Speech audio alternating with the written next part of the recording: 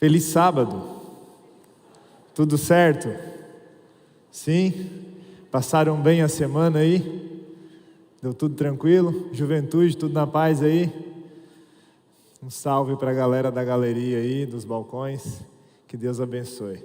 Antes de começar a mensagem de hoje, quero mandar um abraço, depois a gente se conversa ali, viu, pastor Evandro? O pastor Evandro que passou a lição aqui hoje, ele aprontou uma comigo uma vez que até hoje eu não esqueço. Depois a gente dá o troco, né, claro. Mas foi uma boa aprontada que ele fez comigo. Eu trabalhava na associação, tinha feito vestibular para teologia e não tinha passado. E aí tinha vontade de ir para o colégio, fazer teologia e tal, mas dava aquele medinho assim, sabe? E o pastor Evandro trabalhava na associação lá. E aí, um sábado, ele me mandou mensagem assim, eu acho que era sábado bem cedinho. E aí, Branga, o que você vai fazer amanhã? Ou em qual igreja você vai hoje? Mandou no sábado cedinho. Eu falei, pastor, eu vou na igreja aqui perto da associação. E um moleque, né, 18 ali anos, para 19, achando que sabia alguma coisa da vida, né? E aí o pastor, então você vai viajar comigo? Eu falei, bora, vai fazer-me companhia. Eu falei, vamos. E a gente foi para Alfredo Wagner. E no caminho ele me deu a notícia que eu ia pregar numa igreja. Não falou até nada ali, até aquele horário. Falei, pastor, o senhor está louco? Como assim? Vou pregar hoje? Como é que o senhor não me avisa antes? Não, você vai pregar. Pastor, mas que sermão que eu vou pregar? Como é que eu vou pregar onde? O quê, né? Não, eu vou numa igreja, você vai em outra. Mas pastor, e o sermão? Está aí dentro da minha Bíblia aí, ó. Pega o sermão aí, vai olhando. Você tem 1 hora para estudar o sermão. Que loucura, gente. Obrigado, pastor. Deus seja louvado pela tua vida. E essa foi uma das viagens que o pastor me aprontou ali. A que eu mais lembro, com certeza, né? Na próxima eu já pensava bem antes de aceitar o convite, né? Pastor, é só para viajar mesmo? Tem certeza? Tá tudo certo.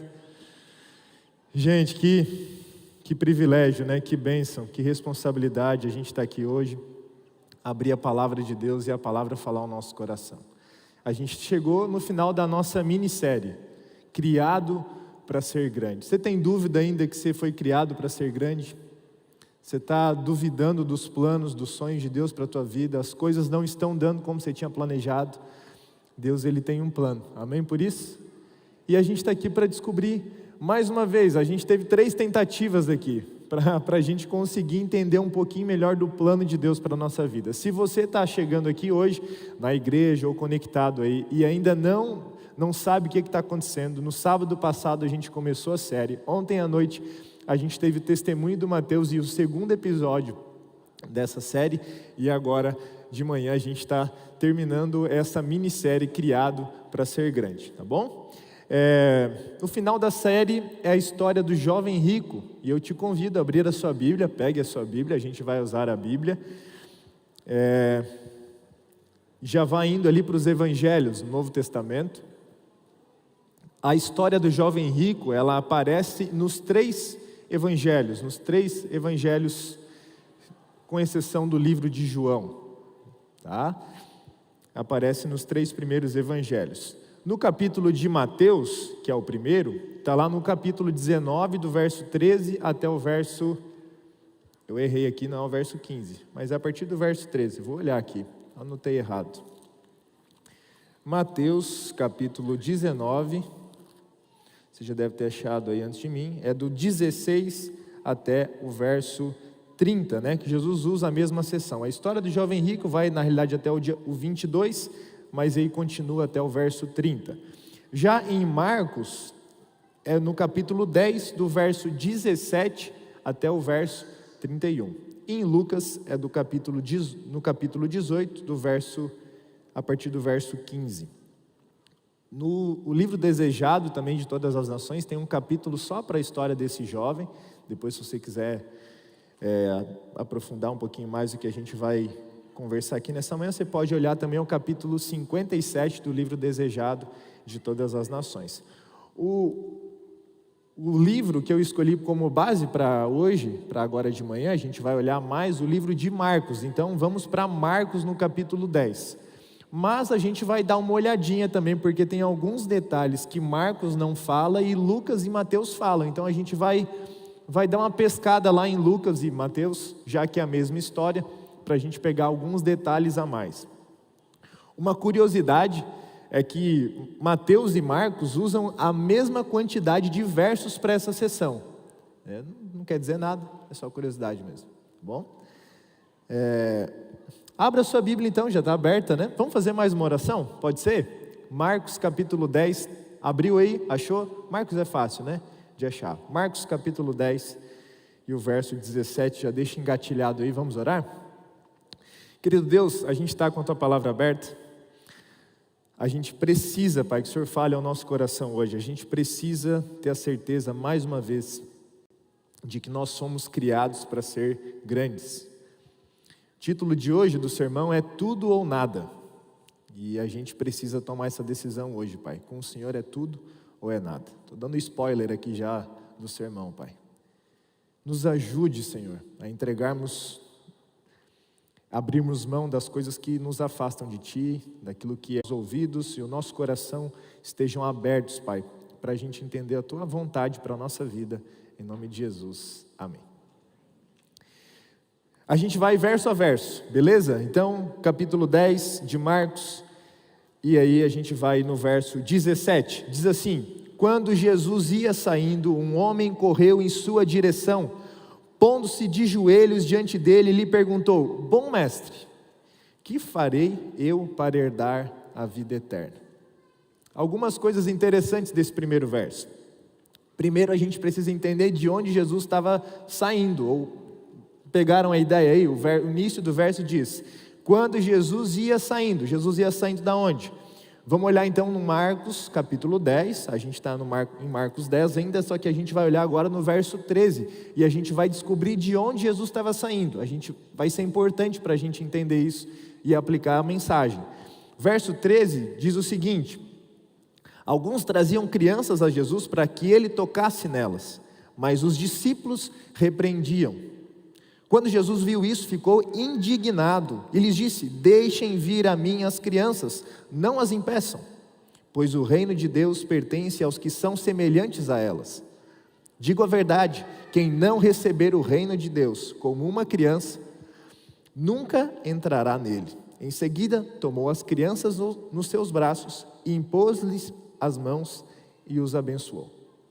Então, Jesus sai dessa cena, Jesus sai desse contexto que ele está abençoando as crianças são levadas até Jesus. Os discípulos não gostam da ideia. Criança, por quê? Criança não tinha moral naqueles dias. Criança não tinha moral naqueles dias, naquela cultura. Um pouco diferente da nossa cultura e dos nossos dias, né? A gente se preocupa com as crianças, a gente quer dar o melhor para as crianças, mas naquela época não era assim. E os discípulos enxotando as crianças, dando uns petelecos na orelha, e sai daqui, está incomodando Jesus aqui, deixa Jesus trabalhar, deixa o homem trabalhar, você está incomodando aqui Jesus. E as crianças brincando, imagina as crianças tudo sujas, Jesus ali, né, asseado, limpinho, né, e as crianças sujando ali Jesus, e os discípulos ali não gostam disso aí. E nesse contexto, antes de a gente continuar lá no jovem rico, eu imagino o jovem rico olhando essa situação de longe assim, ele analisando o que Jesus está fazendo. Essa história nos 3 evangelhos, a história do jovem rico, ela é antecedida sempre pela história das crianças. Pode olhar, se olhar em Mateus, vai estar lá a história das crianças antes do jovem rico. Se olhar em Marcos, a gente acabou de ver, também está. Se você for em Lucas, também as crianças estarão antes desse episódio. Então os 3 evangelistas que registraram essa história, eles colocam as crianças antes. Tem um porquê. Se você olhar depois, eu já vou falar que talvez eu possa esquecer, o jovem diz assim: eu tenho guardado esses mandamentos, quando Jesus fala, desde a minha adolescência. Então parece que o cara fazia pouco tempo que era criança, e ele ficou assim feliz, ele quis ter o que Jesus estava fazendo com as crianças, ele queria aquilo para ele. Jesus termina falando sobre herdar o reino, sobre ter a vida eterna, e a pergunta do jovem parece que ele continua no assunto. E o jovem nunca tinha visto os mestres da lei, os pastores da época, Os líderes religiosos sentados conversando com uma criança. Aquilo chamou a atenção do jovem e atraiu esse jovem até Jesus. Lucas 18, verso 18, a gente ainda tem a informação de que esse jovem era um príncipe. Então ele era um jovem, ele era um príncipe, e mais para frente no relato a gente vê que ele era rico. Ele tinha 3 coisas muito difíceis de a gente ter ao mesmo tempo. Ele era jovem, ele era rico e ele tinha poder. Ao longo da vida talvez você tenha uma das 3, mas as 3 juntos, as 3 ao mesmo tempo, dificilmente você vai ter. Dificilmente você vai ser jovem, dificilmente você vai ser rico e dificilmente você vai ter poder na juventude. Dificilmente isso vai acontecer, isso é uma raridade. O meu avô conta que ele vive um dilema, até mando um abraço para ele, disse que assistiu hoje, o vô Carlos. Vive um dilema. Qual que é o dilema do vô Carlos? Que quando ele era criança ele tinha vontade de comer as coisas e não tinha dinheiro para comprar. Hoje ele tem dinheiro para comprar, mas não pode comprar, porque o médico não deixa. Complicado, né? Em algum momento da vida você vai se encontrar com esse dilema. Talvez você não é privilegiado, viu, jovens aí? Jovem rico, né? Cara cheio da grana, poder e influente. E a juventude, o cara jovem. O texto diz que o jovem se ajoelha. O que quer dizer se ajoelhar? Ele reconhece que Jesus é alguém superior a ele. Não é fácil a gente assumir, né? Para você que é rico, talvez que está aqui dentro da igreja, para você que assiste, para você que tem poder, para você que é influente, reconhecer que Deus é soberano não é fácil. Ele começou bem, esse jovem. Ele se ajoelha e reconhece que Jesus é soberano, que Jesus é o dono, que Jesus é alguém que está acima dele. E agora vem a pergunta do jovem, né? Que farei para herdar a vida eterna? Você já se perguntou isso? Você já se perguntou isso? Você tem pensado sobre o céu, gastado tempo para pensar sobre o céu, sobre a eternidade na tua vida, no teu dia a dia?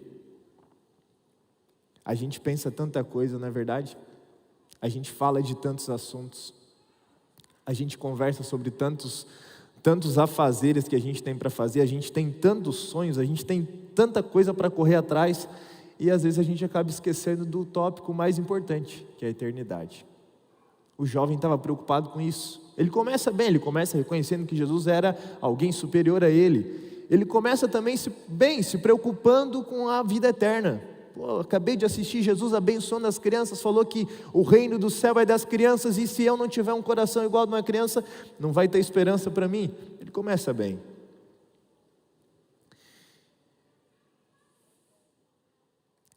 Tem gente que começa fazendo as perguntas certas, começa se questionando, começa buscando as respostas, mas termina num buraco sem saída.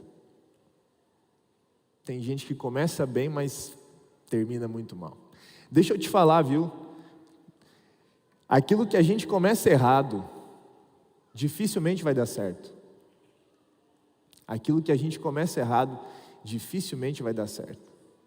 Aquilo que a gente começa sem ter a bênção de Deus, sem buscar a bênção de Deus, dificilmente a gente vai terminar bem, assim, com tudo lindo, maravilhoso. Nossa, que legal, Deus abençoou, Deus bom. Não, aquilo que a gente começa errado, quase sempre, se não for pela misericórdia de Deus, vai dar errado.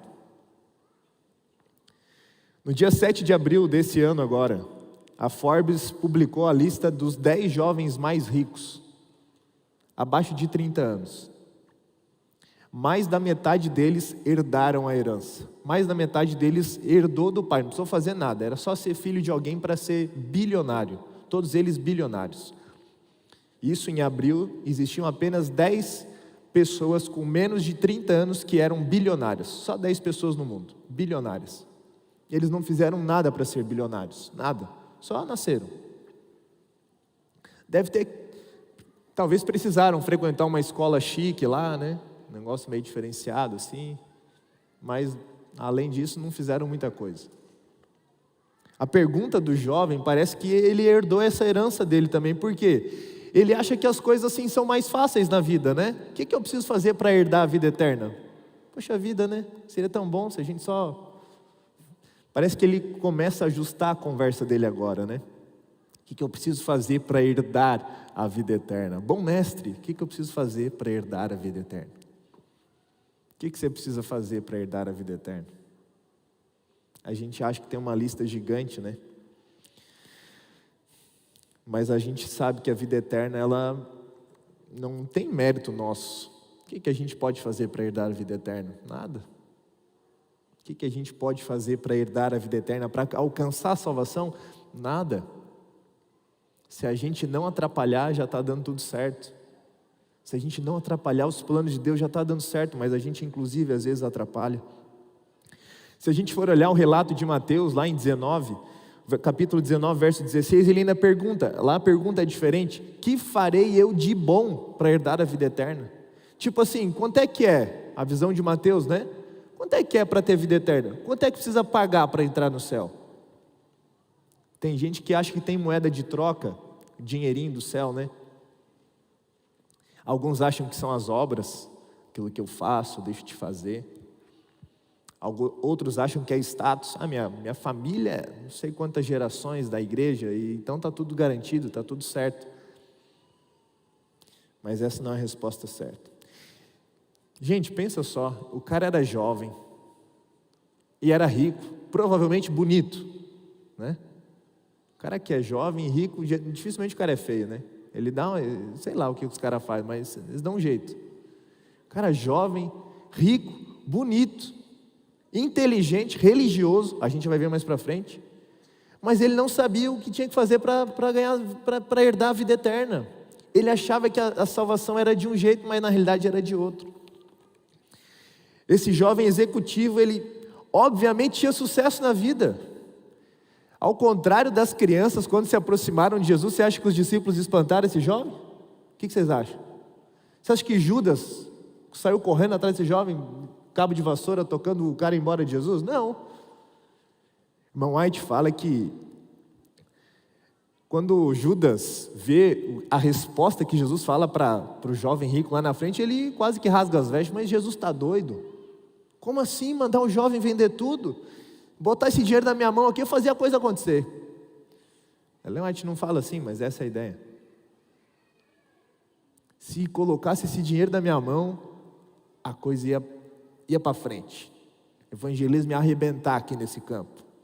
Ia batizar igual doido aqui nessa igreja. Assim como esse jovem, queridos, muita gente acredita que o passaporte para a gente entrar no céu são as obras. É aquilo que a gente faz. Deixa eu te falar um negócio sério, e até o final você vai entender, viu? Não existe nada que você possa fazer que vai te dar salvação. Nada. E não existe nada que você possa deixar de fazer para te dar salvação também. Até o final você vai entender. Por favor, isso é muito sério. Não existe nada que você possa fazer para te dar a vida eterna. Não se aceitar, obviamente. E não tem nada que você vai deixar de fazer para ter o céu. Também não funciona assim, essa não é a matemática de Deus. Eu cresci na igreja, meus pais são adventistas, o meu avô é adventista, minha bisavó é adventista, minha tataravó é adventista. De regra a gente manja lá em casa, entendeu? Na minha época tinha umas regras assim que não fazia muito sentido, não podia usar regata no sábado. Tomar banho no sábado assim era só se tivesse acontecido uma catástrofe. Vocês estão rindo?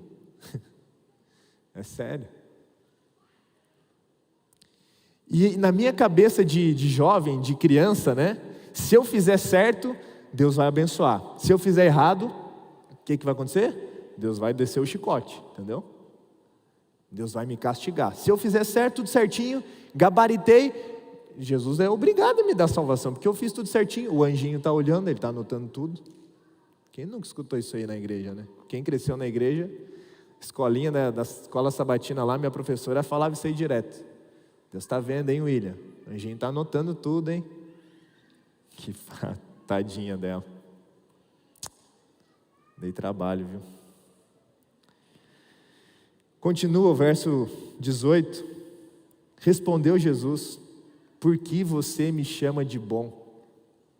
Ninguém é bom a não ser um, que é Deus. O que você está me chamando de bom? O que você está querendo dizer com esse negócio de bom aí? Você tem noção do que você está falando? O jovem se dirigiu a Jesus como um rabino honrado, um rabino diferenciado, alguém que sabia muito, que tinha muito conhecimento. Mas ele não reconhece que Jesus é o Filho de Deus.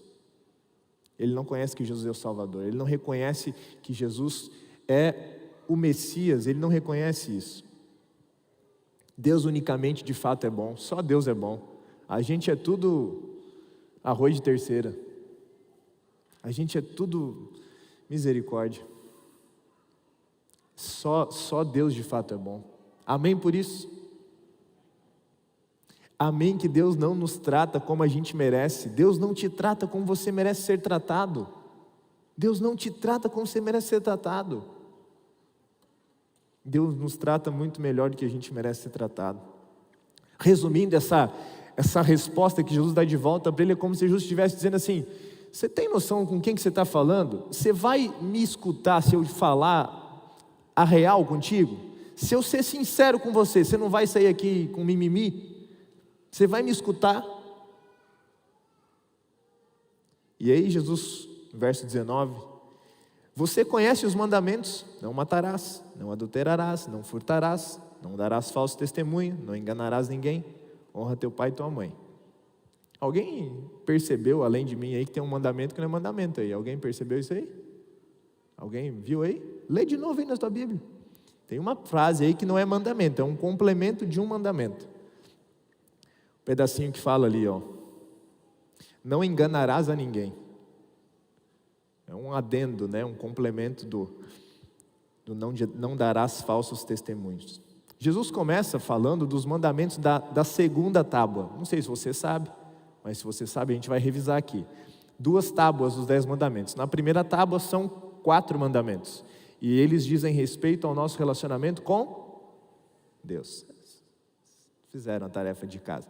Na segunda tábua, temos 6 mandamentos que dizem respeito ao nosso relacionamento com o próximo. Tá certo. Jesus começa de qual mandamento? A lista em Marcos. Qual mandamento? Qual mandamento que vem primeiro? Não matarás. É esse o 5º mandamento? É esse o 5º mandamento? Não. A ideia, parece que Jesus está começando dos mais fáceis para os mais difíceis. Entendeu? Jesus começa, cara, matar é barbada. Quer dizer, é barbada não matar, né? É fácil não matar. Jesus começa a dizer: não matarás. Ah, Jesus, não matarás está no bolso. Aí Jesus continua: não adulterarás. Pô, eu sou influente, vou trair minha mulher, arrumar problema. Ah, posso até querer, mas não vou porque tem minha posição para zelar. Também isso aí é check. Não furtarás. Pô, sou rico, eu vou furtar para quê? Já tenho um monte de dinheiro.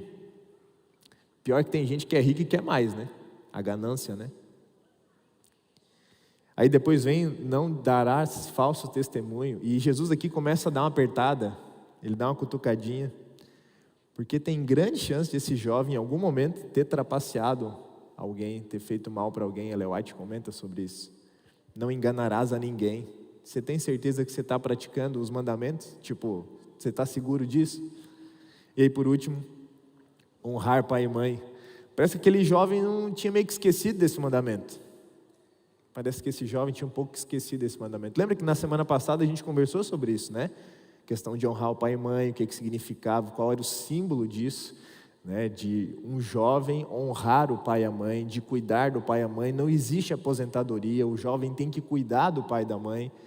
O jovem é responsável pela saúde dos pais, pela manutenção dos pais, pelo alimento dos pais, tudo. O filho é a certeza de que vai dar tudo certo, né? Jesus, ele então começa na segunda tábua, ele fala dos mandamentos que dizem respeito ao próximo, mas ele não fala de todos os mandamentos, está faltando um. Jesus não menciona um mandamento. Qual que é o mandamento que Jesus não menciona? O último, o 10º mandamento. Fica de fora da lista de Jesus. Das duas, uma: ou Jesus quis constrangê-lo, ou ele interrompe Jesus enquanto Jesus está falando. Parece que Jesus está indo para o final, pode ser as duas coisas, e ele é interrompido. Mandamento da cobiça, né? Será que esse jovem que já tinha tanto, ainda podia cobiçar e querer ter mais ainda, e amar ainda as riquezas? Ellen White falando sobre isso, ela comenta que Jesus sabia que o rapaz era cobiçoso e amava as riquezas. Jesus sabia que ele tinha um ponto fraco, ele amava as riquezas. O verso 20 continua, ele declarou: mestre, a tudo isso tenho obedecido desde a minha adolescência. Ele nem fez questão de lembrar do 10º mandamento, ele nem fez questão de lembrar dos 4 primeiros mandamentos. Ele achou que estava resolvido, achou que ia ganhar um 10 de Jesus, né? Ia levar a prova, colar na geladeira lá em casa. Eu fazia isso quando tirava nota alta. Fica a dica aí, viu? As crianças, adolescentes aí. Tirar nota boa tinha que valorizar o passe. Ó mãe, tirei notão aí. Era só na matemática, né? O resto, misericórdia. Português, Jesus amado. Não faz sentido, né? Tem mais regra, tem mais exceção do que regra. Quem é que entende isso? Não é o assunto, né? Mestre, eu tenho obedecido isso desde pequeno, desde criança, eu tenho gabaritado essas provas tudo aí. Esse negócio de mandamento para mim é fichinha. Talvez alguns, eu falo aqui da igreja, né? Esperariam outra resposta de um jovem, né? Vou chamar aqui, eu vou pegar meu líder jovem aqui, o Morós. E Morós, está guardando os 10 mandamentos? Falei, claro, pastor. Eu espero isso do cara, né? Deus espera isso dele, os pais esperam isso dele. Não só do Morós, mas de todos os jovens, de todo mundo Deus espera isso. Mas a gente olha para uns assim e diz assim, não, esse aí não guarda não. Esse aí está pifando uns mandamentos aí. Esse aí está patinando nos aí. Esse aí pedala uns mandamentos aí. Ele não é todos eles que ele consegue não. E alguns talvez esperavam isso do jovem. O cara tem dinheiro, o cara tem influência, o cara tem poder, o cara é jovem. Acho que o cara não guarda todos não. E diz ele que guardava todos. Ele foi provavelmente em todos os campuris de aventureiro e desbravador. O cara cresceu na igreja. Ele fazia o ano bíblico todos os anos. Ele tinha todas as lições da escola sabatina guardada e preenchida todos os dias. Ele não fazia supletivo da escola sabatina não, ele fazia todo dia. Ele participou de missão Caleb, dedicou um ano em missão. O cara era bom. O livro de mensagem aos jovens estava na cabeceira da cama do cara. O cara cumpria a risca, comportou várias férias, era fiel nos dízimos e nas ofertas. Namorava na frente dos pais, levava a menina em casa para conhecer, não tinha vergonha de falar com o sogrão. O cara era bom, era líder jovem. Ele era o sonho de consumo das meninas da igreja. Quem é que não quer, né? O cara rico, bonito, influente e poderoso. Mas que a menina mais quer. Se tivesse uma jovem assim, os meninos também iam querer. Não fica rindo das meninas não aí, viu rapaziada? A menina é jovem, rica, bonita, influente, inteligente, você não ia querer uma menina dessa contigo? Claro. Deus me abençoou com uma menina assim, só faltou a parte da rica. Mas tá tudo certo, isso aí a gente desapega desse mundo aí. Amém? Que loucura, gente. Ele tinha tudo isso. O cara era bom, gente. Mas ele sentia lá no fundo que faltava sentido. Outro dia eu conversando ainda com o Paris, a Ana, falei, cara, será que a gente às vezes passa tempo, conversei agora há pouco ainda com o pastor André sobre isso, ele foi orar comigo ali antes de subir aqui, a gente gasta tanto tempo fazendo as coisas para a igreja, mas a gente às vezes esquece de gastar tempo, passar tempo com o Deus da igreja. Gente, isso é muito sério. A gente passar o dia inteiro, o sábado inteiro na igreja, não quer dizer que a gente está bem com Deus, não quer dizer. A gente estudar a Bíblia todo dia, a gente ler a Bíblia todo dia, não quer dizer que a gente está bem com Deus. A gente vir aqui em todos os cultos, aqui fica um apelo, aqui agora está lindo, maravilhoso, vem aqui numa quarta, num domingo, para ver como é que é o esquema. Vem aí uma quarta e um domingo para ver como é que é o movimento. E a gente acha que a gente se contenta com migalha de Deus. A gente se contenta com 5 minutinhos. Eu namorei uma menina uma vez, que o dia que ela falou que ela tinha 15 minutos do dia dela para mim, eu falei, cara, foi a gota d'água. Eu falei, pô, um namoro, está desse jeito, quando casar, é 15 minutos na semana, né? Eu falei, estou fora. Hoje eu tenho 15 minutos no meu calendário para você, na minha agenda. Eu falei, nossa, que querida, né? Obrigado, generosa. Acho que eu vou me contentar com 15 minutos? Deus também não se contenta com pouco, Ele quer mais de você, Ele quer passar tempo contigo. Quando eu estava namorando, quer dizer, antes de começar a namorar com a Samantha, eu não tinha pedido ela em namoro ainda, né? A gente estava só conversando, a gente se conheceu em setembro, e a gente conversou setembro inteirinho, à distância, outubro inteirinho, à distância, e ia começar novembro. Então foram 2 meses, todos os dias, de muita, não era só 15 minutos não. A gauchinha me fisgou direitinho ainda, não? Tempo ilimitado na agenda. Top. E aí a gente estava indo conhecer a família dela. A família dela morava em Rio Grande, a gente morava em Porto Alegre, a gente indo para o caminho, e a gente ainda não namorava. E a gente tinha combinado, a gente só vai beijar quando estiver namorando. Coisa séria, viu? Pega a dica aí, deu certo. Só vamos beijar na boca quando a gente começar a namorar, e só vai ter sexo depois do casamento. Era meio óbvio isso, né? Mas enfim, não custa lembrar, né?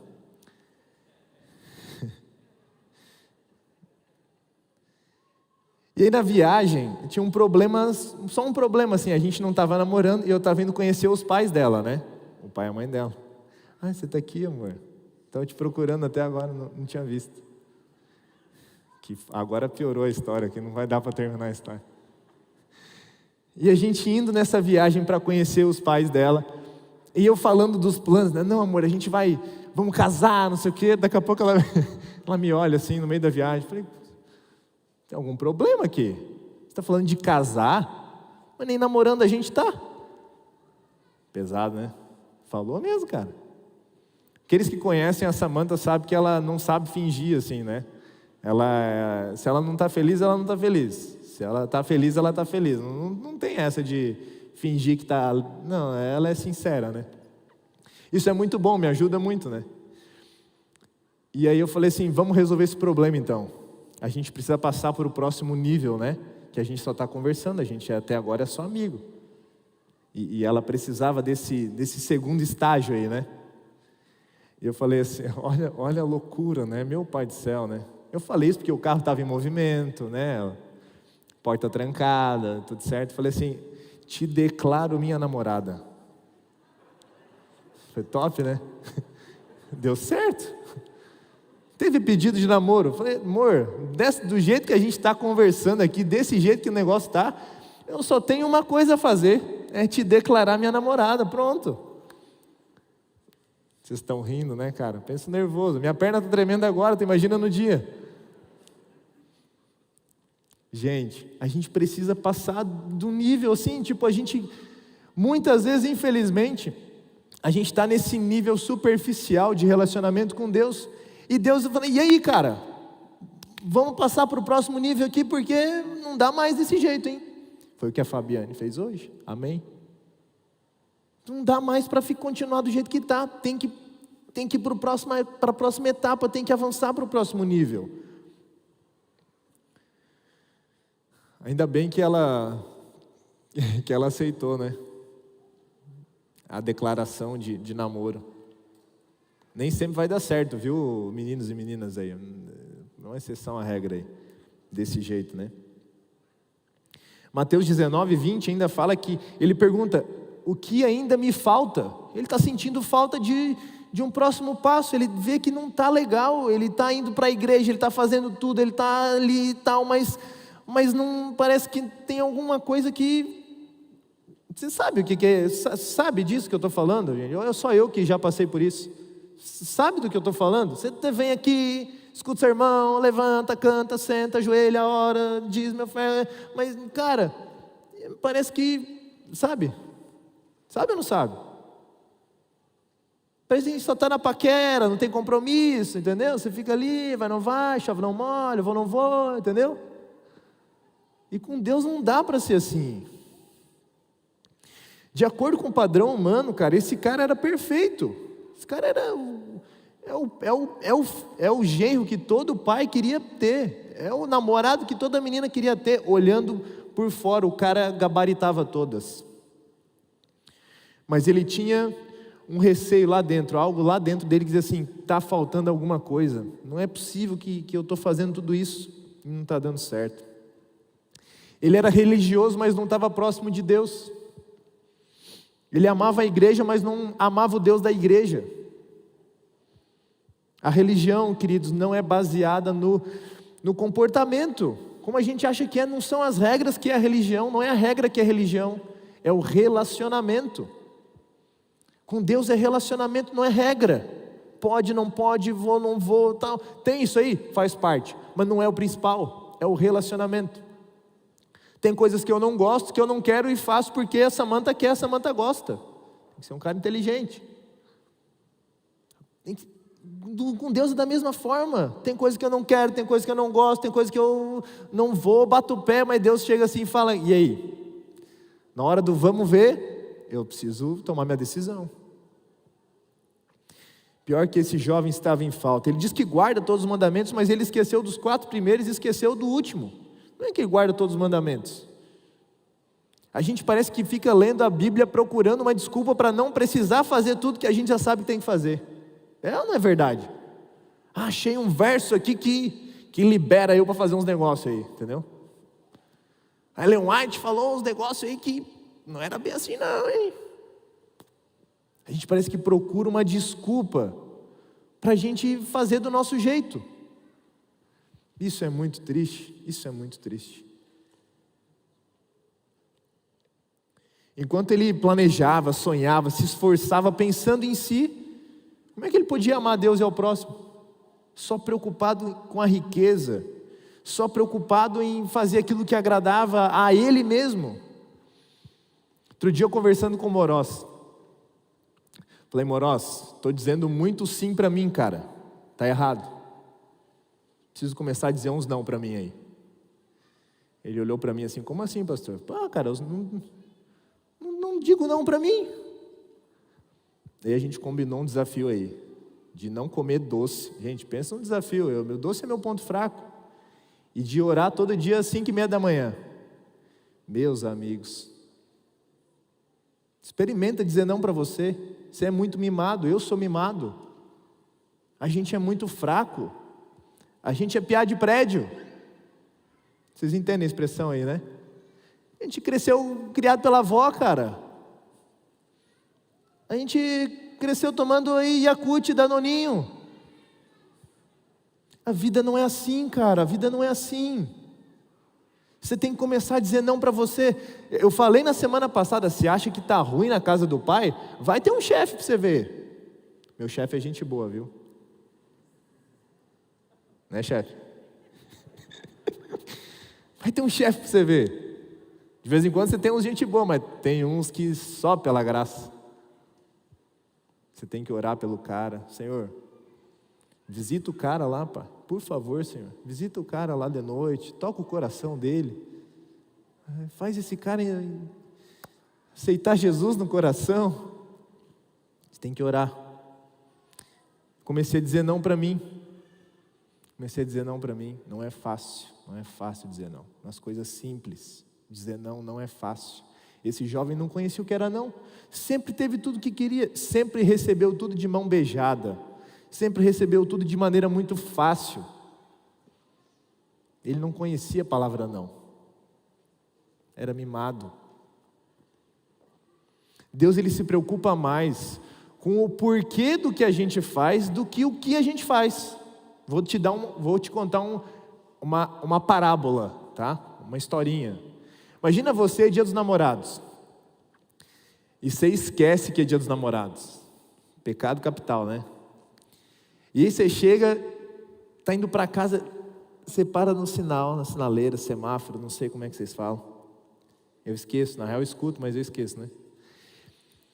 E se lembra, poxa vida, esqueci, Dia dos Namorados. Você vê o cara na floricultura ali, você estaciona, vai lá e o cara diz, pô, e aí, estou fechando já. Não, peraí, dá um buquê de rosas aí. Esqueci do Dia dos Namorados. E o cara falou, pô, na real, esse buquê aqui, você tem duas opções de buquê. Você tem esse buquê aqui que é R$10, você tem essa rosa aqui que é R$10, ou você tem esse buquê aqui que está na promoção, que eu ia jogar fora aqui, mas você chegou, já fechou e tal. Então faz assim, paga R$20, leva esse buquê de 12 rosas aí, e aí tá tudo certo. Eu ia jogar fora mesmo. Ah, não, beleza, vou levar então. Você levou porque estava barato. Se fosse 150, 200, você nem ia levar. Você está levando porque está barato e o cara fez um esquema para você. Você chega em casa, pensa na felicidade, né? Buquezão de 12 rosas, joga em cima da mesa, aquele negócio todo, pá, vasinho de flor, aguinha, pá. Gente, um mês ali, houve paz em Israel, né? Um certo dia, você, como é em toda a família, inclusive lá em casa, tem uma tretinha, né? Você não fez o que era a sua tarefa, a sua obrigação. Lá em casa, no meu caso, é lavar a louça. Você não lavou a louça e aí chega a próxima refeição, e aí, a pia está cheia ainda, e agora? Ah, não, vamos... O que adianta me dar flor e fazer isso agora aí, ó? O que adianta? Samantha nunca falou isso, graças a Deus. De verdade. De verdade. Ainda bem. O que adianta fazer aí, agora faz isso? Aí você começa a escutar, você escuta e vai, escuta. Chega uma hora que você fala, quer saber? Eu dei a flor só porque estava barato. Gente, adiantou alguma coisa você ter dado a flor? Piorou a situação na real, né? Que agora é 3 meses de guerra em Israel, entendeu? Não compensou você ter feito só para fazer e agora com a moral disso tudo. Gente, Deus ele está mais preocupado com a sua intenção, com a sua motivação do que você faz, do que com o que de fato você faz. Por isso que não compete a você e a mim, a ninguém, julgar aquilo que o outro está fazendo, porque eu conheço as intenções do outro? Não. Conheço o seu coração? Sei por que você fez o que você fez? Não. Então fica na tua, não julga, o julgamento é para Deus. Ora pela pessoa, intercede pela pessoa, ajuda, auxilia, oferece, tal, mas julgar, não é teu trabalho julgar, esse é de Deus. Verso 21, Jesus olhou para ele, o amou e disse, falta uma coisa. Pensa num cara bom. Poxa, se Jesus chegasse para mim hoje e falasse assim, William, falta uma coisa. Eu falei, Jesus amado, amém, só falta uma. Não falta só uma para mim, faltam várias. Jesus olhou para aquele jovem e falou assim, uma coisa te falta, uma só. O cara era bom, gente. Vai, vende tudo que você possui, dá o dinheiro aos pobres e você terá um tesouro no céu. Depois vem e me segue. Jesus ama ele, Jesus, aquele olhar que penetra lá na alma, sabe quando você olha lá no pretinho do olho assim, sabe, da pessoa? Você não desvia o olhar, você olha lá na baguinha do olho assim, sabe? Jesus olhou assim para ele e viu que tinha um problema ali, só um problema. Eu ia ficar muito feliz se Jesus falasse assim para mim, William, falta uma coisa só para ti, William. Uma só uma, William. Para o jovem rico que parecia ter tudo, faltava uma coisa que era tudo. Olha que louco. Para o jovem rico que parecia que tinha de tudo, faltava só uma coisa que na realidade era tudo. Jesus ele tinha moral de pedir o que ele estava pedindo. Jesus não pediu nada novo, Jesus não pediu nada que ele não conhecia, porque o próprio Jesus abriu mão da sua riqueza, se fez pobre, habitou entre os homens, para quê? Para trazer salvação para você e para mim. Jesus entendia do que ele estava falando, Jesus entendia de abrir mão de coisas, Jesus entendia sobre isso. Em troca das riquezas, Jesus oferece a companhia dele. Só que para o jovem, ele não deu muita moral para essa oferta de Jesus. Uma oferta que Pedro, Tiago, João, Mateus e outros na Bíblia aceitaram com alegria. Nossa, Jesus está me chamando. Chutei o balde aqui da pescaria, vou embora. Vou seguir Jesus. E se essa fala de Jesus fosse só um teste, tipo ele fez com Abraão? Eu pensei nisso quando estava preparando. Se Jesus chegasse e falasse para o jovem rico: vai lá, vende tudo que você tem, dá aos pobres, vem e me segue. Se fosse só um teste, igual Deus fez com Abraão. Lembra o que Deus fez com Abraão? Abraão, me dá Isaac, eu quero Isaac, é o teu queridinho, né? Me dá Isaac então. Para Abraão, essa uma coisa que faltava era Isaac. No fim, a gente sabe da história o que aconteceu, a gente não sabe. Isaac morreu? Não, foi só um teste. E se tivesse sido só um teste para o jovem? Ele zerou a prova. Você já sabe o final da história. Deus quer exclusividade. E Ele pede para que a gente abra mão daquilo que tem uma função maior do que deveria ter na nossa vida, daquilo que atrapalha, aquela única coisa que atrapalha a tua relação com Deus. Deus pede que você abra mão disso. O jovem rico representa uma grande classe de pessoas, estou lendo aqui para não perder nenhuma palavra, que seriam excelentes cristãos, se para eles não houvesse uma cruz para erguer, um fardo humilhante a carregar, nenhuma vantagem terrena a renunciar, nenhum sacrifício de propriedade ou sentimento a fazer. Pesado, né, gente? Ele representa talvez você e eu hoje. A gente é apegado às nossas coisas e a gente não quer dizer não para Jesus. A gente fica assim: pô, Jesus, né? Mas não dá para a gente continuar desse jeito. Vamos indo sim, vamos empurrando com a barriga, vamos levando aqui, pá, vamos indo. Não dá para continuar assim. Jesus fala: não dá para continuar assim. Tudo aquilo que fica entre Deus e você, entre Deus e eu, vai interferir no meu relacionamento com Ele, vai interferir no seu relacionamento com Deus. Você precisa abrir mão daquilo que te atrapalha com Deus, daquilo que atrapalha o seu relacionamento com Deus. Você precisa abrir mão disso. O verso 22 ainda fala que diante disso ele ficou abatido, se afastou triste, cabisbaixo, chega feliz, correndo e sai se arrastando, chorando, triste talvez. Chorando, não sei, triste, a Bíblia fala que sim. Porque ele tinha muitas riquezas. Esse é um dos poucos relatos bíblicos onde a pessoa chega até Jesus e sai triste. A pessoa chegou em Jesus e não saiu feliz, saiu triste. Ele amava mais as posses do que a Deus. Ele amava mais os dons do que o doador. Cada um tem o seu ponto fraco, eu sei disso, eu tenho o meu. Mas para ele as riquezas significavam honra, poder, e vender não estava no plano. Se desfazer disso não era o plano. Se ele tivesse noção do que ele teria ganhado, ele com certeza teria se desfeito de tudo isso. Cristo não foi suficiente para ele.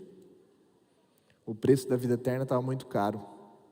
Abrir mão das minhas riquezas, dos meus bens, não dá. Muitas vezes, para a gente ganhar, a gente precisa perder. Muitas vezes, para a gente conquistar algo, a gente tem que abrir mão de algo. Muitas vezes, a gente tem que abrir mão daquilo que talvez esteja atrapalhando a nossa comunhão com Deus. A gente sabe disso. Jesus agora continua o relato, verso 23, fala que como é difícil os ricos entrarem no reino de Deus. Isso explodiu a cabeça dos discípulos, que acreditavam que as bênçãos materiais eram sinônimos de a bênção, cuidado e a proteção de Deus. Falaram: como assim? Rico não pode ir para o céu? Não. Ixi, quem vai então, né? Na cabeça dos discípulos foi isso. Olha a pergunta. Os discípulos ficaram admirados com essas palavras. A Bíblia não condena você a ser rico, de maneira nenhuma. A Bíblia não condena você a ser rico. O que a Bíblia vai contra é o apego às riquezas. Isso é um problema. Quando as riquezas estão entre você e o seu Deus, esse é um problema sério. Jesus não pediu, por exemplo, para Zaqueu vender tudo que tinha. Pediu para Zaqueu vender tudo que tinha? Não. Jesus não pediu. Zaqueu continuou sendo rico. problema não era ser rico. Abraão era rico, Nicodemos era rico, a galera rica na Bíblia que teve contato com Jesus. Jesus só pediu para abrir mão da riqueza, aquele que amava a riqueza.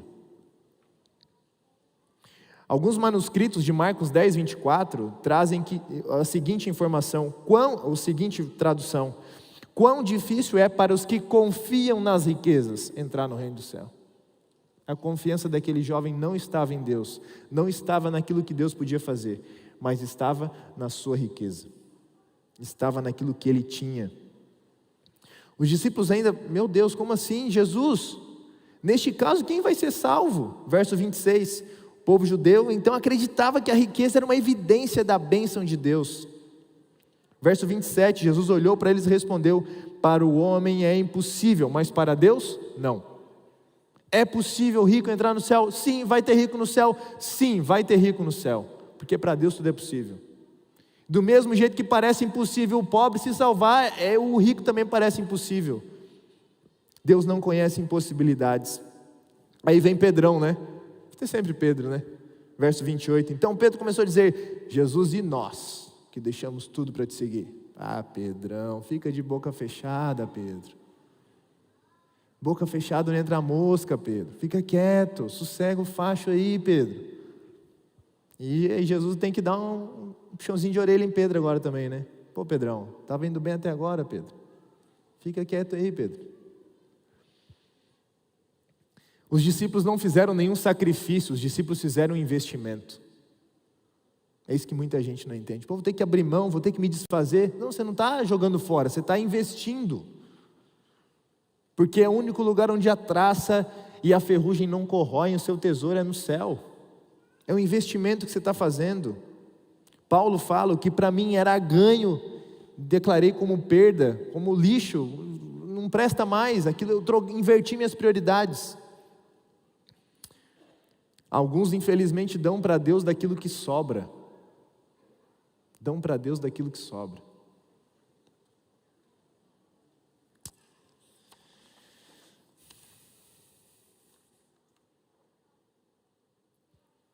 Jesus então fala para os discípulos que na realidade eles não tinham mérito nenhum em ter feito o que eles fizeram, porque eles na realidade eram objeto da graça e do amor de Deus. Eles foram alcançados por Deus, assim como o jovem rico estava sendo e estava recusando, eles haviam sido da mesma forma. Infelizmente, Pedro não entendeu que muitas vezes é possível fazer o trabalho de Deus e ainda assim não fazer a vontade de Deus. Pedro não entendeu isso. Pedro servia a Jesus muitas vezes pelos benefícios. O Pedrão aí, o líder da igreja aí, primeira ancião. Mas ele esqueceu que as melhores bênçãos não eram terrenas. Jesus ainda diz no verso 29, digo-lhes a verdade, ninguém que tenha deixado casa, irmãos, irmãs, mãe, pai, filhos ou campos, ou por causa de mim e do evangelho, deixará de receber 100 vezes mais já no tempo presente. Casas, irmãos, irmãs, mães, filhos e campos, e com eles a perseguição, e na era futura, a vida eterna. Parece que os discípulos se animam, né? Pô, Jesus começa, vou receber 100 vezes mais, e perseguição. E podia ter parado aí, né, Jesus? Poxa vida, né? Estava indo tão bem. E perseguição. A nossa recompensa, queridos, os dividendos do nosso investimento no céu, a gente vai receber no céu, não é na terra. Você consegue dizer amém por isso? O investimento que você está fazendo na vida eterna, para a eternidade, você não vai receber os dividendos, você não vai receber o lucro agora aqui na terra. Deus não promete isso nunca. Ele promete a vida eterna, Ele te promete um galardão eterno, Ele promete a eternidade para você. O que vem aqui na terra é lucro. A gente precisa confiar em Deus sem reservas e saber que Ele tem sempre o melhor. Paulo fala em 1 Coríntios 15, 9, se a nossa esperança em Cristo se limita a esta vida, o que a gente é? O mais infeliz de todos os homens. A gente é o mais infeliz. Se a nossa esperança em Jesus não estiver aonde? Na eternidade, estiver aqui na terra. Eu quero um Jesus que resolva as coisas aqui agora, porque lá no céu não vai dar. Então Jesus não é para você, Deus não é para você. Cristo menciona então aos discípulos honras que ultrapassavam o conhecimento deles. Eu vou fazer vocês prosperar, mas é do meu jeito. Eu vou fazer vocês prosperarem, mas é do meu jeito. A gente nunca, jamais deveria servir a Deus para receber recompensa, esperando recompensa. Jesus, qual que é a recompensa mesmo? Peraí, o que eu vou ganhar mesmo? Como é que é? Conta para mim aí. Não, a gente nunca deveria fazer isso. Deus é infinitamente generoso e bondoso e sempre, sempre, sempre, sempre vai dar muito mais do que aquilo que a gente merece.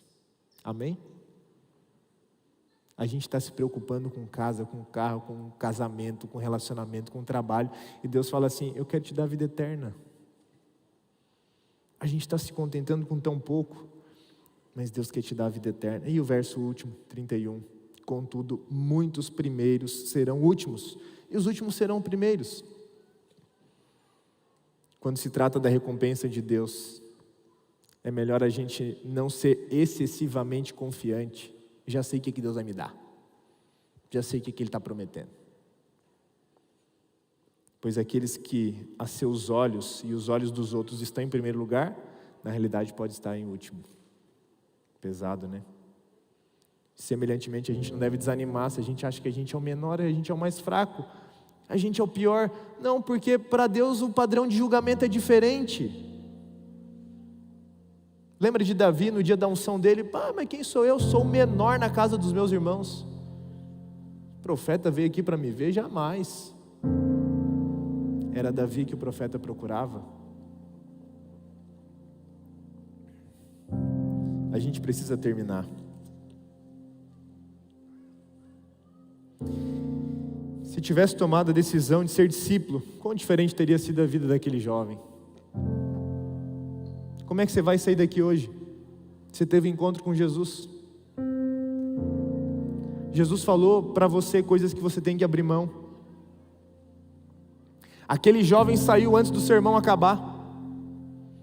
Jesus não tinha nem feito apelo, o jovem estava na porta, saindo, não quero escutar mais. Para Jesus, para, porque eu não aguento mais. O senhor apelou, não escuto mais. Ele saiu antes do sermão acabar. Muitos querem a bênção, mas não o Deus da bênção. Triste, né? Com Deus não importa quanto você tem, mas quanto você não está disposto a abrir mão. Deus não está preocupado quanto você tem, quanto você não tem, quanto você deixa de ter. Deus está preocupado em quanto você não está disposto a abrir mão por Ele. Gente, isso é muito sério. Isso é muito sério, gente. A conta de Deus não é quanto você dá, mas quanto você não dá, quanto você não entrega. Essa é a conta de Deus, essa é a matemática do céu. Olha, gente, presta atenção, essa história aconteceu no ano 30. No ano 70, o que aconteceu com Jerusalém? O que aconteceu com Jerusalém no ano 70? Destruída Jerusalém. O que aconteceu com aquela coisa que o jovem se apegou, que ele não aceitou Jesus pelas riquezas? O que aconteceu? Perdeu tudo. 40 anos depois não existia mais nada do que ele tinha. Perdeu tudo. O cara nem se aposentou e já não tinha mais nada. Provavelmente foi perseguido, provavelmente foi morto, um monte de coisa, por não ter aceitado o plano de Deus. Aí você fala: ô pastor, como assim? Se eu não aceitar, isso aí que vai acontecer comigo? Tem chance. Tem que ser sincero contigo. Tenha o que você quiser, mas não deixe nada e nem ninguém ter o espaço de Deus no teu coração. Pode ter o que você quiser, não tem problema ter, pode ter, tem que ter, busque ter, mas não deixe essas coisas tomar o lugar de Deus no teu coração. Jesus não queria tirar o dinheiro do jovem, do bolso do jovem. Jesus não queria tirar o dinheiro, me dá o dinheiro aí. Jesus queria tirar o dinheiro do coração do jovem. Gente, isso é muito sério. Deus não está nem aí para o teu dinheiro. Ele é o dono da prata, Ele é o dono do ouro. Deus, Ele só não quer que tenha nada. No caso do jovem era o dinheiro, que tomava o lugar de Deus na vida dele. Jesus não quer tirar o dinheiro do seu bolso. Jesus quer tirar o dinheiro do seu coração. Jesus não quer tirar o dinheiro do seu bolso. Jesus quer tirar o dinheiro do seu coração. Jesus não quer tirar o relacionamento da tua vida. Ele quer tirar o relacionamento do seu coração. Jesus não quer tirar as realizações da sua vida. Ele quer tirar do seu coração. Porque só existe contentamento, só existe felicidade verdadeira em Jesus. Gente, você está se perguntando por quê? Por quê? Tipo assim, Deus, como assim? Será que as minhas ideologias estão de acordo com a tua vontade? Será que o meu relacionamento está de acordo com a tua vontade? Meu casamento, a minha família está de acordo com a tua vontade? Meu gosto musical está de acordo com a tua vontade? A minha roupa está de acordo com a tua vontade? Os meus hobbies estão de acordo com a tua vontade? Meu salário é gasto de acordo com a tua vontade? Os meus sonhos estão de acordo com a tua vontade?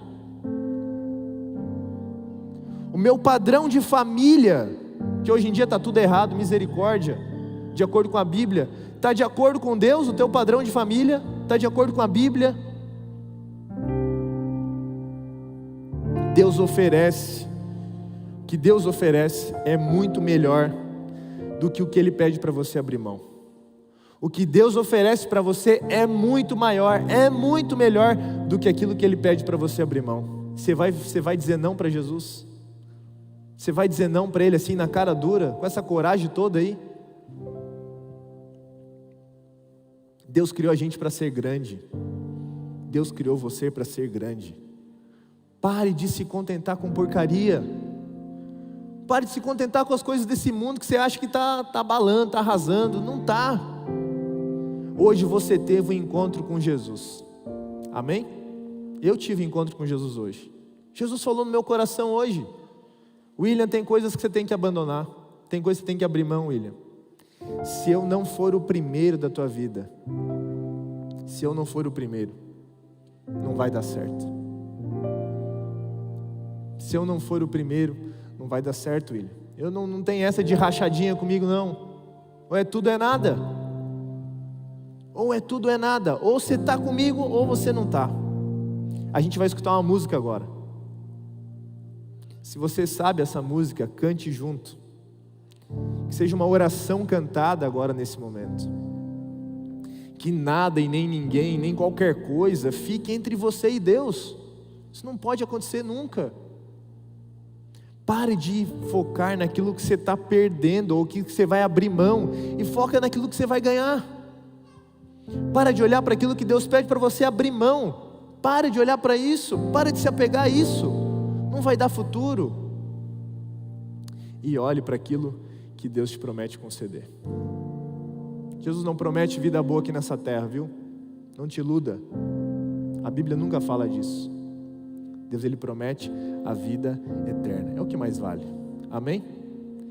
Enquanto a gente escuta essa música, enquanto a gente canta essa música, entregue mais uma vez aquela coisinha aí, sabe? Que está atrapalhando tu e Deus aí. Por favor. Eu vou estar orando por você agora. No trono do viver só existe lugar para lugar de quem governa todo o ser. No trono do viver só pode haver Senhor. Se forem dois, um será amado e outro rejeitado.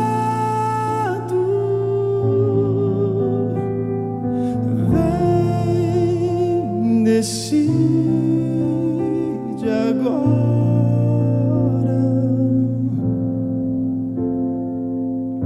quem vai ocupar seu coração, mas lembre, for o primeiro em seu coração,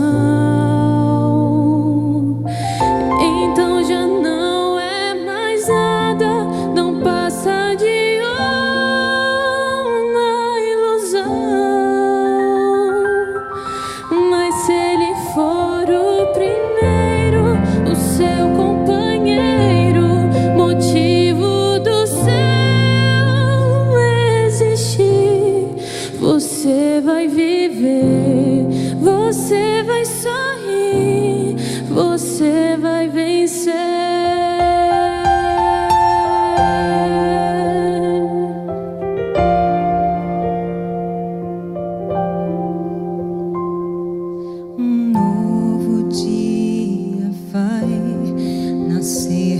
pra você e pra mim depende de aceitar Jesus no viver. É hora de beber da fonte da vida.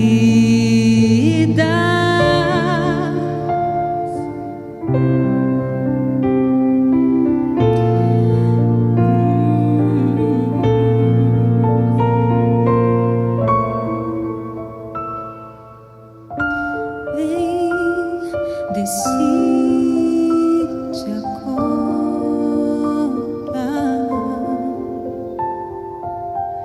Quem vai ocupar seu coração? Mas lembre, Se ele não for o primeiro em seu coração,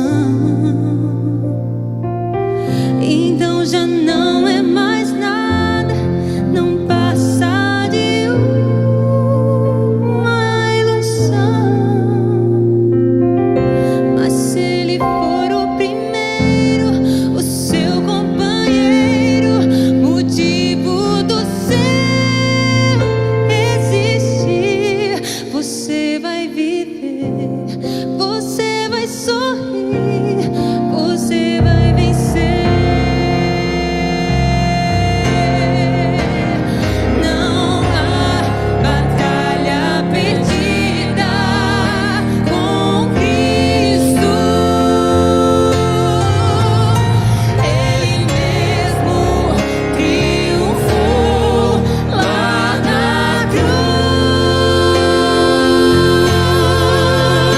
Com sangue já provou que nos ama. Se o coração não for dele, não será de mais ninguém.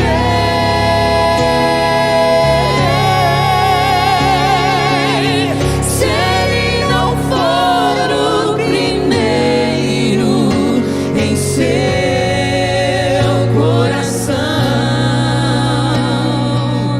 então já não é mais nada, não passa de uma ilusão.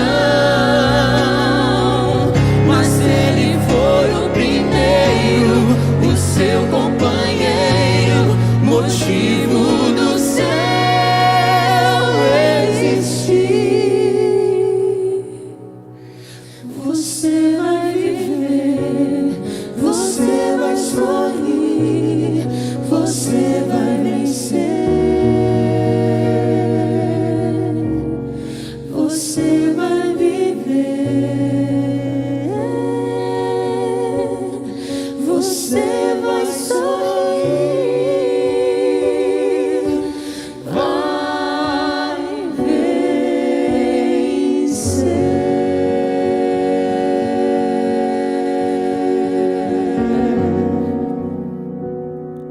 Amém? A receita para ser grande é simples. A receita para ser grande é mais simples do que a gente imagina. A gente só não vai ser grande se a gente não quiser. Grande não nos padrões do mundo, grande não nos padrões, sei lá de onde, mas pela Bíblia a gente não vai ser grande se a gente não deixar Deus em primeiro. Com Deus não tem rachadinha, com Deus não divide espaço com nada e com ninguém. Ele quer você por completo, Ele quer você por inteiro, ou é tudo ou é nada. Não deixa Jesus no vácuo hoje, não deixa Ele na geladeira hoje, não ignora Ele, não bloqueia Ele, não cancela Ele. Aceita Jesus hoje, aceita Jesus hoje. Eu quero orar contigo, fique de pé, por favor.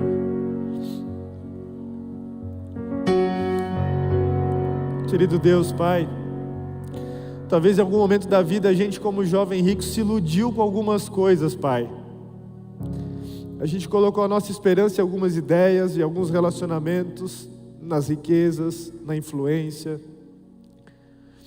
Mas hoje a gente quer abrir mão disso, Pai. A gente já percebeu que não dá futuro. A gente entendeu que o Senhor não quer coração dividido. Ou é tudo ou é nada contigo, Pai. A gente também não quer um relacionamento assim com ninguém. Não sei por que a gente acha que o Senhor vai aceitar isso com a gente.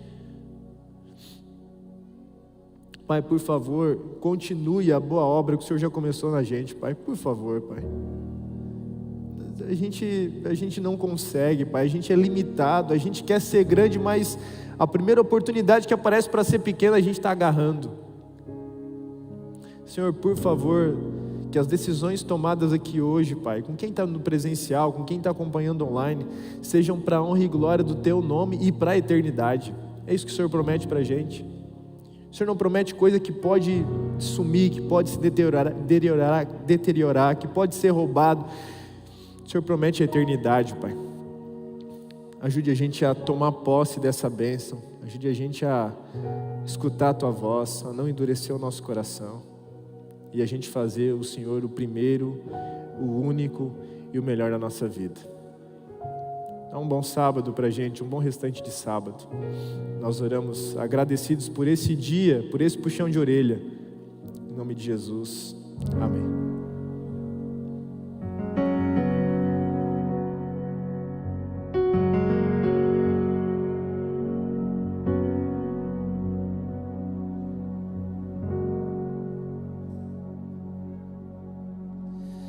Meus queridos,